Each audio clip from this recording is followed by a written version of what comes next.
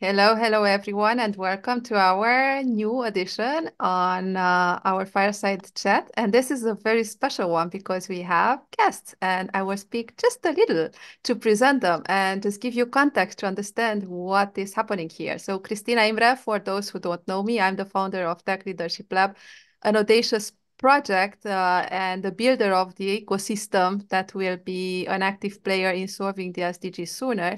And we also prioritize which are the most important, impactful SDGs that need to be solved. And that's why we started our first venture and summit around the climate, AI, and humanity. And during the summit, we also had on our YouTube channel a winner for us, our 100 subscriber, and that was GB Fournier, who also took advantage because he commented. And so we managed to see who is the 100 subscriber. Not always you see that on YouTube. And then we could search him and we saw that he's connected with one of our speaker and they are in climate and sustainability. And so, oh, this should be a different type of reward. How about them doing a show and highlight what they are doing, their project? Because we at TLF, we want to highlight others. We are not here to reinvent the wheel. We are here to connect the world into a common mission to have a bright future, not just for us, but for the future generations. And this is how he joint venture with Francis Dion, who we already had the pleasure to see at our first summit, Global Summit. And we said, oh, this will be a duet. Awesome. Just do whatever you want around sustainability. If you can include circular, because we wanted this show for a while, it would be awesome. But other than that, it's your show. We just host you, we promote you, and we are here to also learn from you. Other than that, I'm going back at my hosting seat. GB Fournier, Francis Dion, welcome. The floor is yours.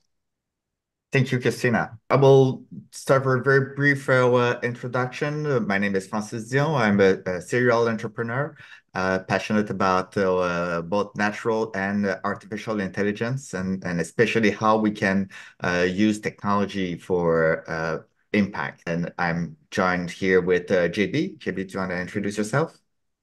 Thanks, Francis. So yeah, I'm the happy winner. I'm the 100th subscriber to Tech Leadership Lab. First of all, I'll start by thanking you, Christina. It's a good idea I think you have so far. I really appreciate the opportunity of talking, and especially given that your mission is so inviting and so stimulating. So really, I read Tech for Good, people with good heart for good tech. Also working on the nexus of climate, AI, humanity. We talked earlier about addressing the SDGs. And so this has been really the leitmotif or the silver lining of my career so far. So I've been working for 15 years as a consultant, mostly in climate change and sustainability. Part of it was as a consultant for private company. Then I switched to politics because I thought, I'd try to influence, the process or the policies and regulation. I did a little bit also of advising on the sustainable finance side of things. So when I figured out that governments were not moving as fast as I wanted, I tried to leverage the power of money, the power of investment. And in recent years, I've worked mostly with the United Nations. And as you know, the Sustainable Development Goals are, I guess, the probably the most ambitious goals of the UN. So to bring these to bear. I focus mostly on the access to clean energy side of things, also on climate change. And today I'm really, really happy to talk about circular economy because for me, that's the part of let's say, the sustainability environment, which is the most inclusive. And we'll talk more about this when we get going, but everyone can participate in circular economy. If you're an individual, if you're a small company, even if you're a city or region. So it's really a broad field, and as we'll discuss, AI can indeed help and assist in this endeavor. In your own words, what is circular economy? Okay, good. Yeah, so we'll just go conceptual for the very start. Okay, so we all start from the same basis, and after that, we'll go into examples. But circular economy, one definition I like and I found, and let me just admit another person while I speak here, Danielle. So circular economy is basically it's a model of production and consumption. So it's both ends. which involves sharing, leasing, reusing, repairing, refurbishing, and recycling. So not just recycling, right? People just think it's just to recycle your plastic waste. It's more than that. And the goal here is to push the existence of materials for as long as possible. And so that's why we extend it. Yeah, we say we extend the life cycle, and also we try as much as possible to bring those same outputs or the end products back into the inputs of other products, of other services. Maybe a simpler definition. That one, by the way, was by the European Union, which I really think are for now the leaders in this field of trying to shape entire economies along the principles of circular economy. But a simpler definition is an economic system based on the reuse and regeneration of materials and products, especially as a means of continuing production in a sustainable or environmentally friendly way. And just quickly also, uh, you may contrast the circular economy to a linear economy, which is mostly what we're doing today, right? We're extracting resources from somewhere, we're transforming it, we're using it. Oftentimes, it's a single-use thing, and then it goes to waste, and then we start again. And so it's very linear, no kind of loop or virtuous cycle into this. So that's basically the big conceptual definition that I wanted to place before we get into some of the examples. Can you give us some example? I know that you've worked Ouais. with societies that have traditionally Ouais. been much more focused on the concepts of circular economy. Mhm. Can you tell us a little bit about your experience there? Sure, sure. The two most I guess striking examples are the work I've done mostly in African countries and rural communities in Africa, as well as remote communities here in Quebec. So Quebec has obviously a rich history with First Nations. So we have a very large territory. Maybe I'll start with the example of the Cree Nation, whom I've worked with a bit. The distance between where I am now in Quebec and let's say Matagami, which is the south of some of the territories, is the same as Paris and Milan. It's very broad, it's very big. So you can already think that to in order to get your supplies, to get your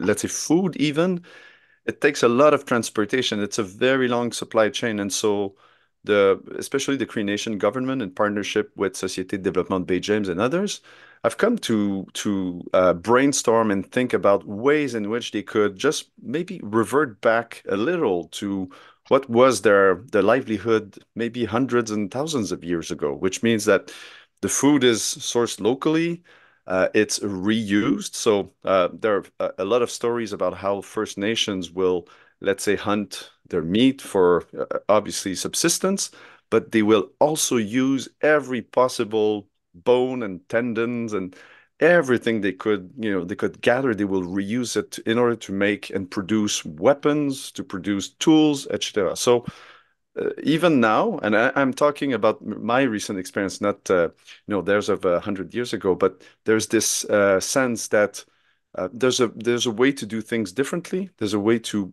produce in more circular ways. So that was one example. The other one I mentioned briefly, it's I mean the specialists. If you had the chance of visiting a rural village, maybe in Africa and some sub-Saharan Africa, especially, you'll notice that nothing goes to waste because, of course, they can order from Amazon and they can, benefit to some degree from the same conveniences that we have. But there's just this culture of nothing goes to waste. It's reduced, reused, it's transformed, and you really see a lot of innovation in those villages. And now with access to mobile phones, to Wikipedia, to tutorials, and now with access to AI, there really is a large possibilities for even rural villages or economies where there's let's say there's not a lot of other options to research, think through solutions, and implement them Do, really do you have an organically. example in mind? Yeah, well, a car. So a car that's broken down here in Quebec. I mean, we in North America generally, cars broken down, the repair price is so high that we'll just say, "Huh, I'll get a new one," and we have loans and everything. In Africa, what I've seen is just, cars pieced together, and they work for the purposes of going from point A to point B. And oftentimes, you know what? They're also shared. So it's a community and they'll borrow each other's car because it doesn't make sense for at least I don't want to speak for all of Africa, but it doesn't make sense for them to each own a car. So that's also part of the circular economy model, by the way, is that there are a lot of things you can actually share, which avoids producing 15 of the same tools that will be used by 15 different people. Yeah. That's reminds me of an interesting project here in Quebec called Partage Club. So basically, it's sharing club, where if you're in the neighborhood, not every people who owns a 100 square feet piece of lawn needs to have a lawn mower. And if we can make it so that it's easier for neighbors to share those equipment, then we'll be the better for it. Yeah. Um, when we prepared for this panel, you told me about this 10 by 10 by 10, so 10 Mm. times 10 times 10 possibilities. Can you expand a little bit on that? Yeah, yeah. So yeah, let me just maybe place this. So let's say you're a company or you're a small business, let's say in North America, and you want to start to implement some circular economy principles. Let's say I'll take your example, you want to share, you have access to some specialized tools and you want to share them, maybe cost share, you want to do something around that. So first of all, you'll probably do a search of what possible uses could be for these tools or assets that you own and want to share, or even the end product or waste of your production that could probably be useful to others, like wood or plastic or anything. So you start by looking at all the possibilities that are out there, and then you multiply that by the number of people who could be interested. Maybe they're schools, organization, other small businesses, you name it. Pretty soon you're looking at 100 of possibilities of a specific material you could share with X, Y, or Z, and it becomes quickly kind of overwhelming to I think a lot of people who want to do the right thing. There's so many options. How do I research this? And oftentimes there are good ideas that just will sit, on the counter because there are too many options or too many. It's overwhelming, yeah, to go about this. Yeah. Oh, Oh. interesting. So let me switch gear a little bit and tell you about my views on how AI can help here. Uh, so it used to be that AI meant gathering a lot of data and then having like data scientists that would use very complex algorithms to do machine learning, basically training AI systems. And though, although this is still there's still a thing today, and it's still something that is going on, and it will continue to generate good results.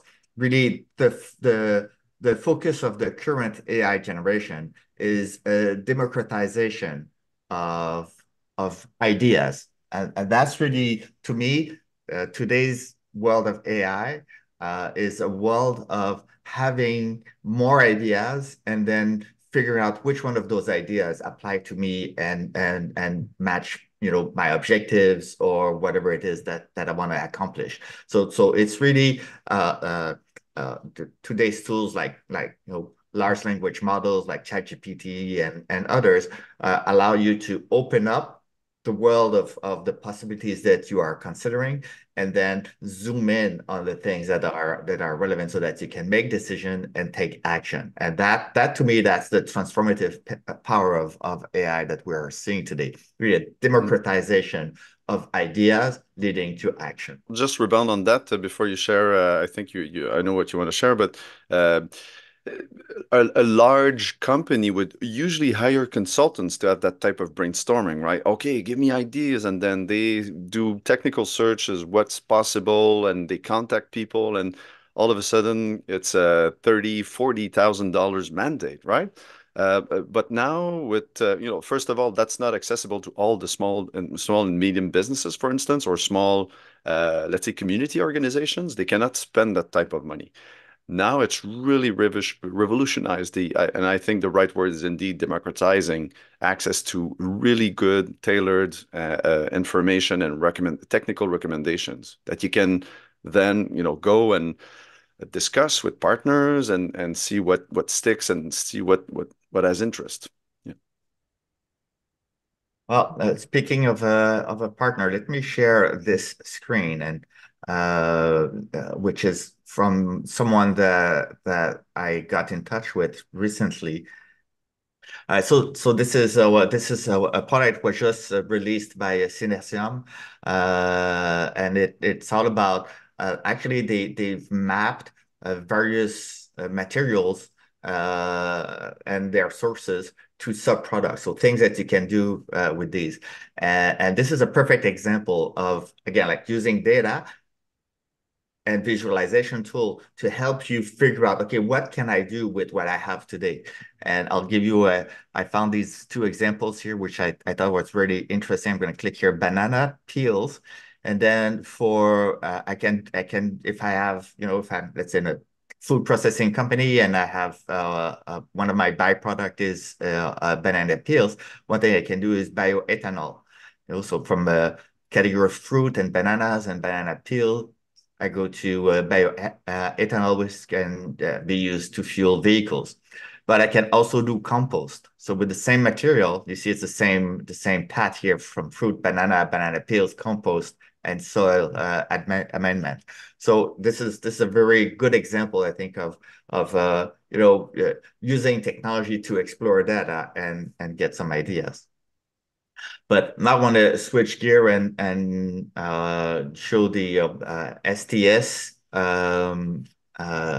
interface. And this is really like a tool to explore large language models like ChatGPT and collaborate with it to get some ideas and then figure out. So going back to my like divergence and convergence, so getting more ideas and then converging into a plan of action.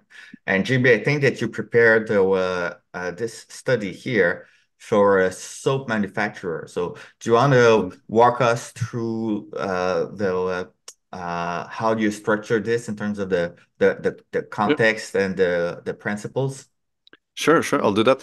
But before I do, while you look at this, let's say the key context, so the five key elements that are there, I'm addressing the audience. If you have examples in mind that you want to share, let's say maybe you have a small and medium enterprise, or maybe a small organization that produces something, feel free just to put that in the chat. Maybe in one chat, 5 points.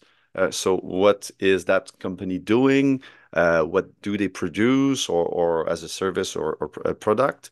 Where do they operate? And that's important for circular economy. Remember, because just going back to your banana example, Francis, it wouldn't make any sense if the bananas were peels were produced in, let's say, in Dallas and shipped over to Singapore, right?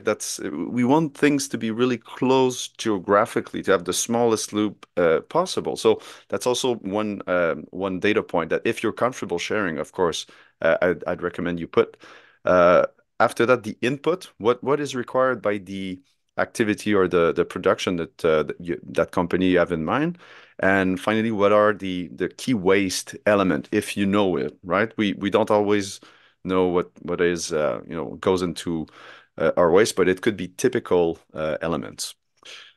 So yeah, as Francis mentioned, this is a bit of we call it a cognitive architecture of sort, a structure which we use to ask the right questions to the LLMs, various models. We can switch and select which one we want to interrogate.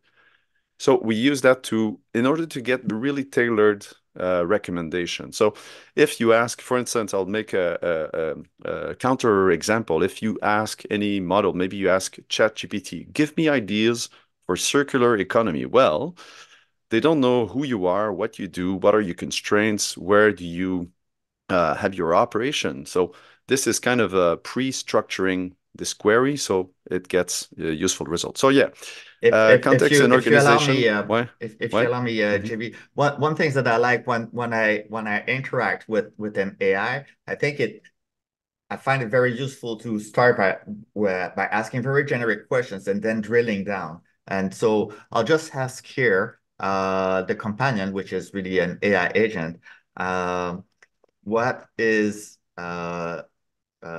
circular economy and what does it mean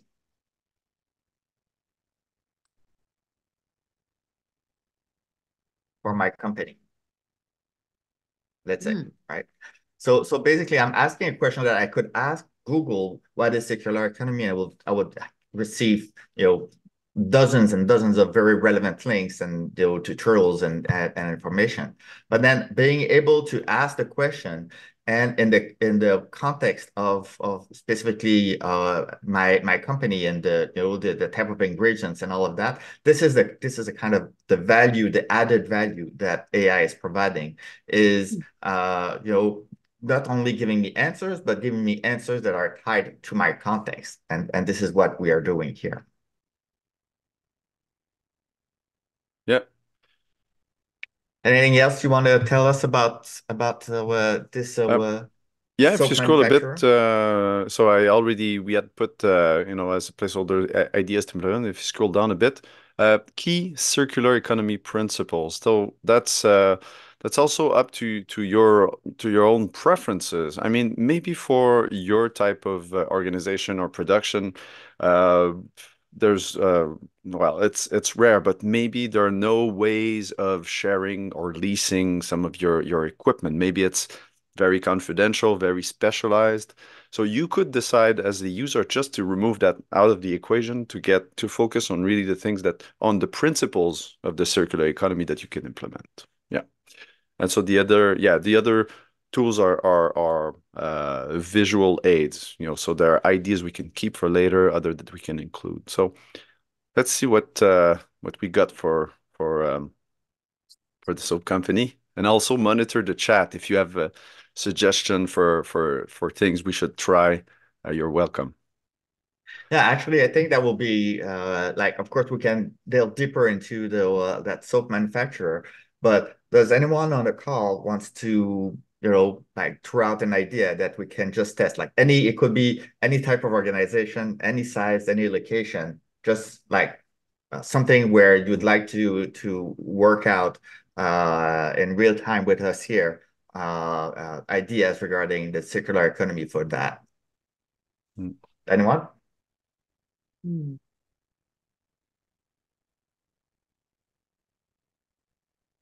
Uh, Oh, come yeah, on. I guess it could. Yeah, Marc-André, I'm and I'm sure I'm sure you can can it think of be? something. Yeah.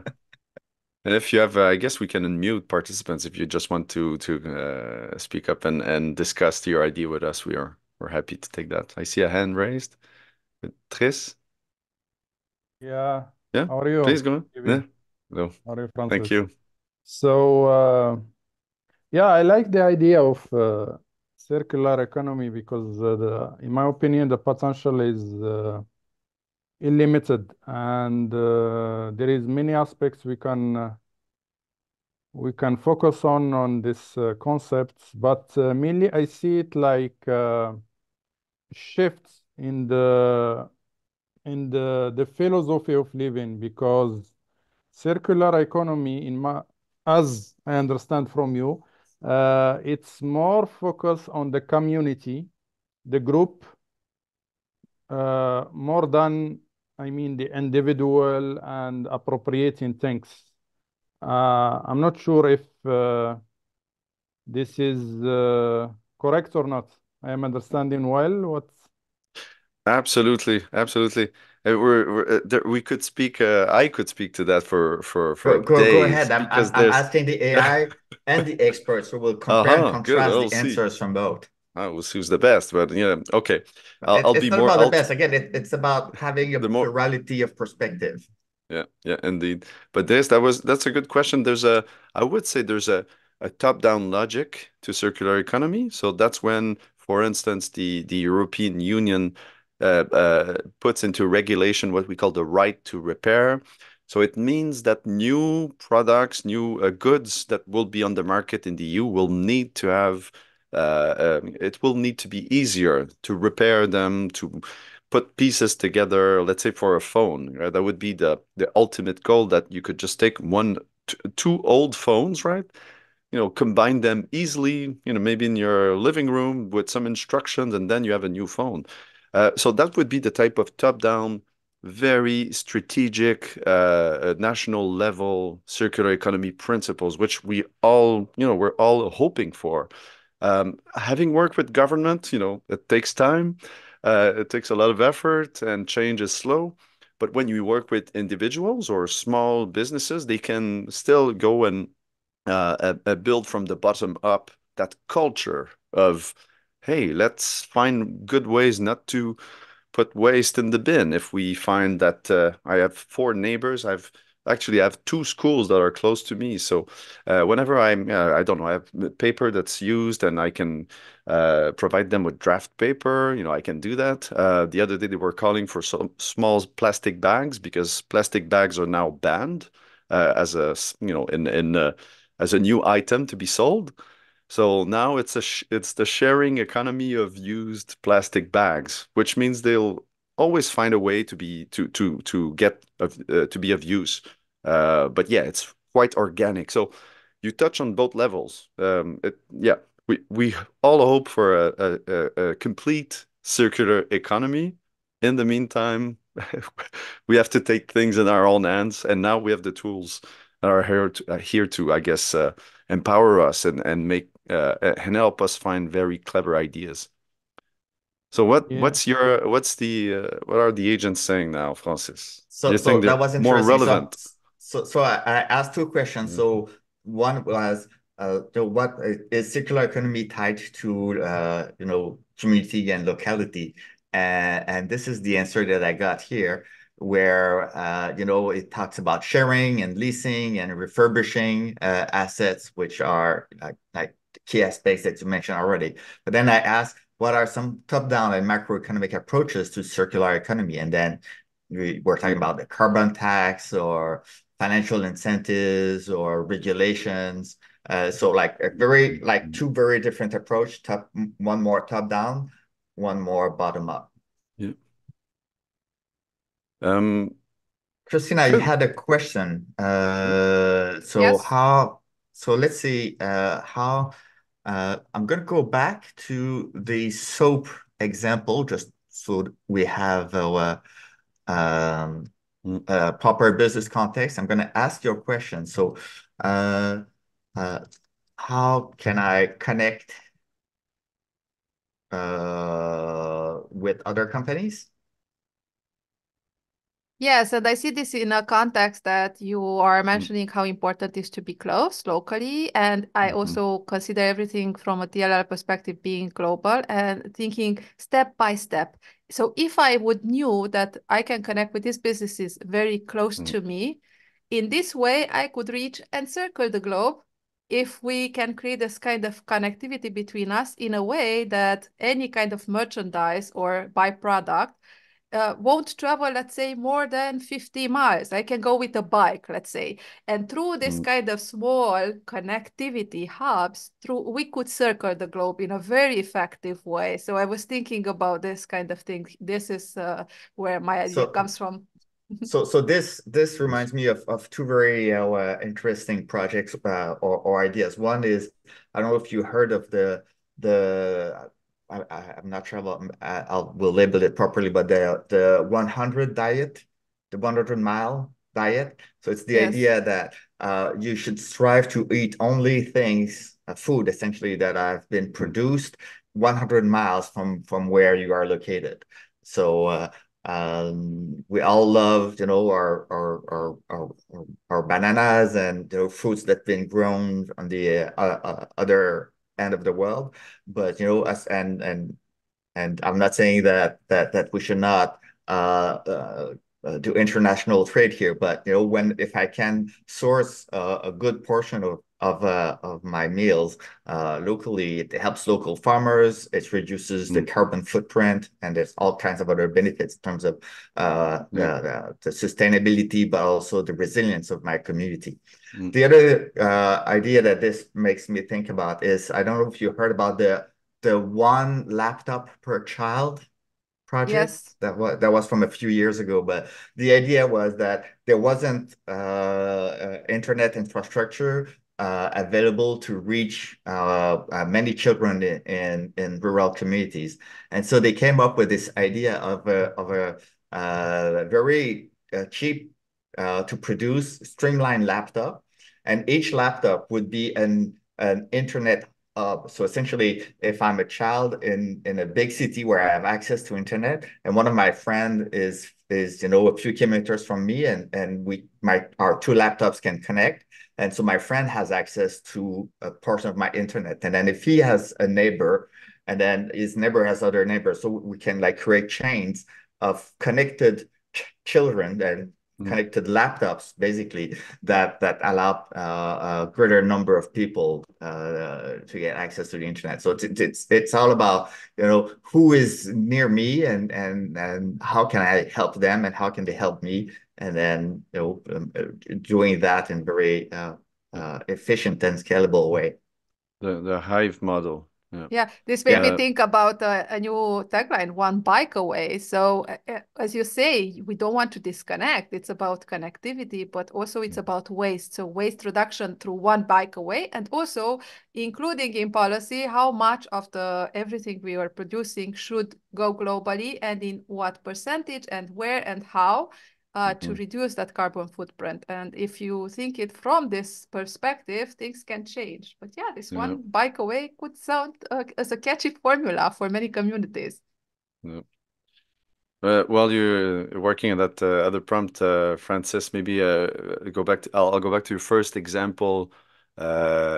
So there's also a price component to some of this, right? So we don't want to obviously cut ourselves from the world and never eat a banana or an orange ever again. But maybe there's a price component to this that eventually regulation could built in. I had a conversation recently with a friend who's working in the rethreading business. So, tires of large fleets of vehicles, instead of just taking them and throwing them away, there's actually a very circular economy principle, which is rethreading. So you skim the rubber, the casing is still good and solid, and you can just put brand new rubber on it, and poof, you've given it another life. And you can do that, I think it's 3 or 4 times.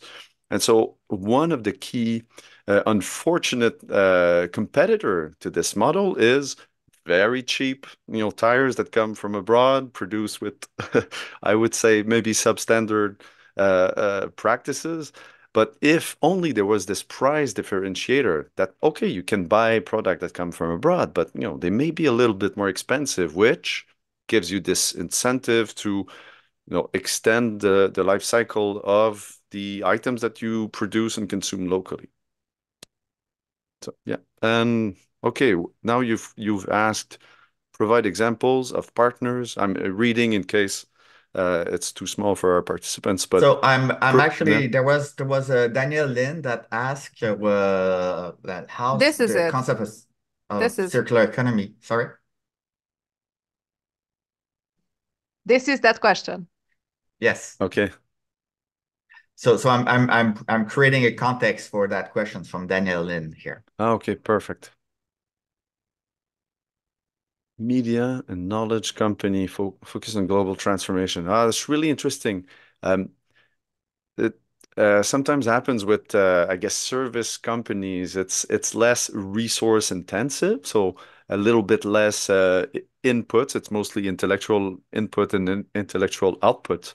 But there's again, we'll see and we'll discuss this. But there are a lot of assets that are usually involved in media and knowledge companies. So maybe you know what? I'll just do a test. Okay, no. The agent was too fast. I was going to to throw an idea out there, but I would say like maybe lending your recording or production facilities to schools or to maybe artists, local artists, so that they can benefit from, let's say they can come after the usual working hours and try out some of their songs or videos or stuff like that. So it could be one example of circular economy in this context of, let's say, more the service-oriented business.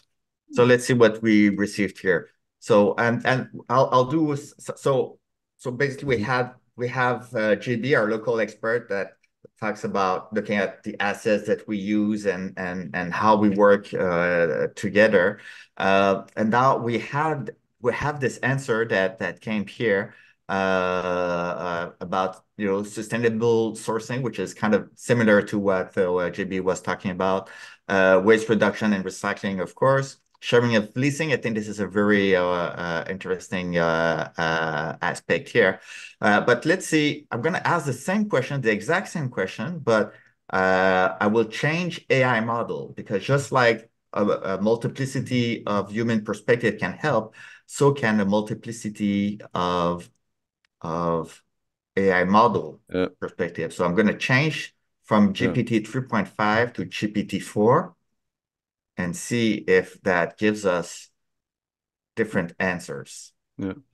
It's a good point. And even, in my field of work in sustainability, there are so many options. There's so many things you can do, because usually it's not regulated. So it's not like there is a commandment or a regulation that dictate what companies need to do. It's really creative. You can look left, right, center, and you can find ideas. So it really depends on whom you'll ask. So it's a good test that we're doing right now to see if another model will give us like wildly different or more creative ideas, but again with the exact same prompt and the exact same parameters. And you see now I have a much more comprehensive answer. And by the way, this is one thing you notice that when I used ChatGPT 4.5, it took significantly longer to get my answer. That means that it also used significantly more resources. So that's why when I interact with an AI, I try to use the simplest AI first, just like to get some rough ideas going. And then sometimes that's enough. And then that reduces actually the carbon footprint of my interacting with that AI. But then if I do need to go deeper and find more ideas and explore more, then I can go for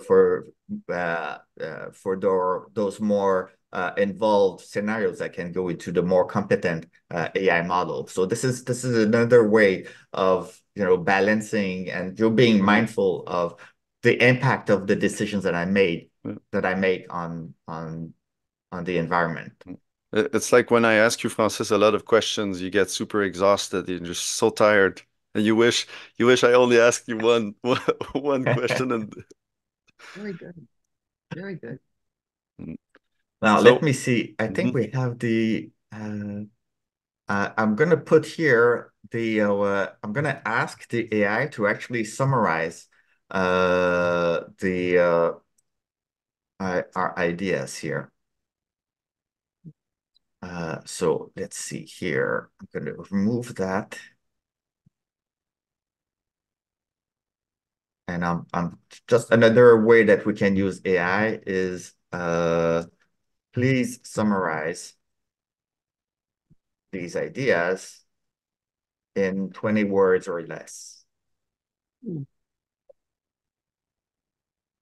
And so again, like I thought about going wide and then going more focused. And you see here, it provided me that that is that 20 word 1, 2, 3, 4, 5. Yeah, that's about 20 words. So adopt circular economy principles in your media company through sustainable sourcing, waste reduction, sharing resources, and buying used assets. So this is whenever JB sends me a very, very long email, I can always ask a companion to okay, give me just the bullet points here. Wow. But yeah, I mean, the nice thing is that, have to consider AI as, and we use the word companion for a reason, because here, let's say, looking at those elements here. Let's say we're sharing it and leasing, or like let's say this one, for example, like is not something that I'm interested in. I don't have to take what the AI gives me. I can just say, you know what, this one is not of interest to me. Though, and then let's say reducing travel is something that I'm interested, like find ways to reduce our travel by airplanes. Mhm. All right. So basically what I've done is I've took the idea of the AI, I removed those that didn't apply to me, and I added one. And so for my French here, airplane, thank you very much. And then I'm going to ask the same question, but Mhm. now Have you added the term? Okay, yeah. I've changed the context. So you see, Mhm. I've added this fourth idea here, and I will now go back here and ask the same thing. And you see this back and forth of, you know, as a human, I have agency, I have wisdom, I have a deep knowledge and understanding of my business, my industry, my objectives, my constituents. And but the AI can just help me like get more ideas and then you know summarize them into something that's actionable. If I may You see quickly again, here, reduce Francis. air travel. And so you see like Mhm. it figured out a way to rephrase what I had put here in a better way. So that's kind of like this is where the power of using AI in the context of your whether it's a circular economy or initiative or anything else that you want to do to make the world a better place. I think finding ways to collaborate with AI is very powerful. So you say, I want to say you said collaborate with AI, but there's also something that maybe we haven't touched on, but there's also the ability for humans to collaborate together with AI kind of at the center as a central node or central colleague, if you want. So whenever you're thinking about circular economy, there's other people involved. Like it could be your colleagues, it could be your neighbors, you want to test ideas with them, and maybe you go for lunch with a business partner. They say, "Oh, I have this idea," and then when you go back, you can either invite them to discuss the results that we have in front of us, or as Francis just demonstrated, maybe add that other point. So blending really recommendations from AI and from humans into something that you can then implement and find, also build yourself a plan to implement.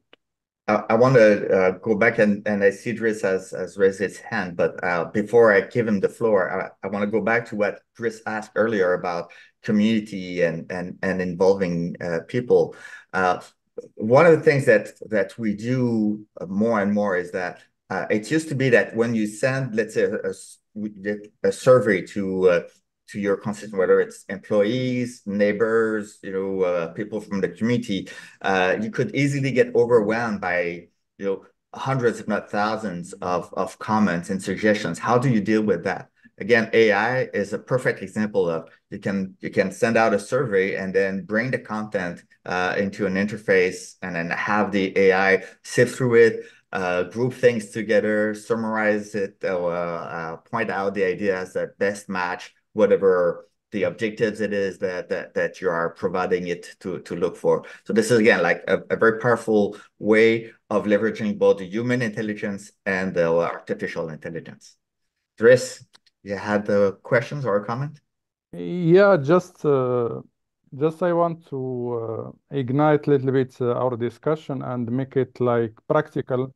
So, for example, what I understand from you is, and I agree with you that this concept of circular economy, it's like what the natural way we should be living, because it's in harmony with how nature is working. For example, now, as you told before, uh, it's very difficult to apply it 100% because our society and our economy is built in a way that is against circular economy. But we can, as you said, take it step by step. So to make it like practical, what I understand from you is, for example, we have like houses, families living, and we have also like companies, restaurants, etc. So we have resources everywhere. Okay, for example, food.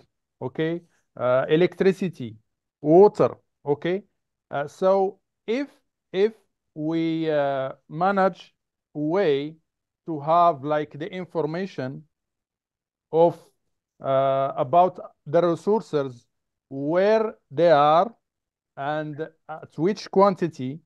My question here, uh, AI, is it possible for AI to help us to be like efficient and to manage these resources, to take, for example, food from a place because it's in excess, and we can Mm. take it to a place to somebody who is in need, for example, Yeah. or for example, electricity or water or I don't know, anything. Mm-hmm. Yeah. So this is my question. AI, how AI can help us manage our resources in a way that Mm. we become as a society more efficient and like our economy more circular. Cool. Thanks. I'll start answering, and then Francis can add a bit on AI. But that's again great question. The way I think about circular economy, the difficulty is tying things up together, and a big part of that is access to information. You're absolutely right. I'll give you an example. I have an example of a store. They used to produce, or they produce windows and doors, and they told me that one thing they put to waste are the wood pallets. So on what you carry stuff, and they said, "Ah, it's too complicated. If we want to recycle it, we need to drive, I don't know how many miles, and we just throw it." I said, like, do you know that actually there are people who are looking for that wood? They spend time, they'll remove the nails, and they'll use the wood to do something. They're like, no, I don't know. I didn't know that. It's like, okay, just advertise on a social platform, social media, that you have these many pallets each, first Thursday of the month that's in that corner, and I guarantee you people will come and pick it up for you, because it's that tying things together. There's a demander, there's a supply. It's just a matter of having a place or maybe a source of information. So that's really, I think, the key. And by the way, I don't blame that business owner. They have a hundred other things to worry about. And sometimes it's the simplest thing when you don't have access to information is to do the, business as usual. But in those cases, if, yeah, we can have something AI come to us and just suggest, look, oh, by the way, there's this builder that lives 20 kilometers or approximately away from you that could be interested. Do you want me to draft an email and send it? Yeah, yes, please. And then problem solved. Sounds easy, but that's the principle, I guess. All right. So we also thank you, Jimmy. Thank you, Dries, for the questions.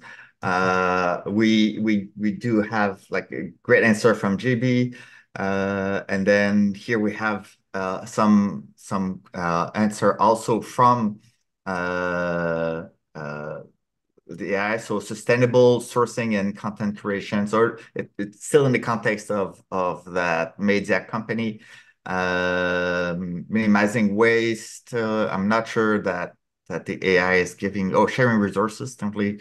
So platform sharing. So AI-driven platform can facilitate the sharing of resources. So I think that's what's exactly in line with what you just described.